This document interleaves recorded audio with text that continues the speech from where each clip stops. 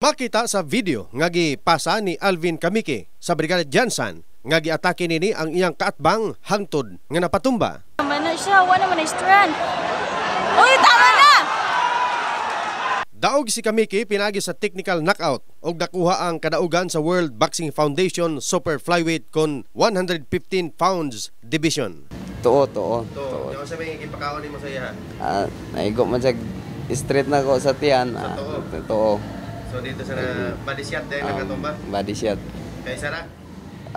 Igo kadua sa igo, naigo man sa wala na ko nya, baga na straight man sa to. Nahuli pa og kalipay ang amoy stable human sa kadaugan ni Kamiki. Human sila nagmasulubon sa pagkamatay sa usa sa ilang boksidor miaging tuig. Dugay na sa mo. Uban-uban na sila ni Kenneth yapon. Nya karon kay nagdaog man siya, ingon ako siya paningkamutan nimo nga mag-world champion ka kay basig mo kadula ka sa Taiwan karong sunod. Nagkortesiya sa City Sports si Kamiki, kuyog ang iyang manager o gikalipay kini sa labaw sa City Sports Division Jansan. Actually, every time naman may mga boxers na nagadaog, naga-take time na sila mag-visit sa office. First, syempre para ipahibalo kung ano ilahang ang nahitabo sa ilahang dula, and then kita pod bilang sa mayor's office sa sports, ginaano po nato kung ansang incentives ang pwede mahatag nato sa ilaha.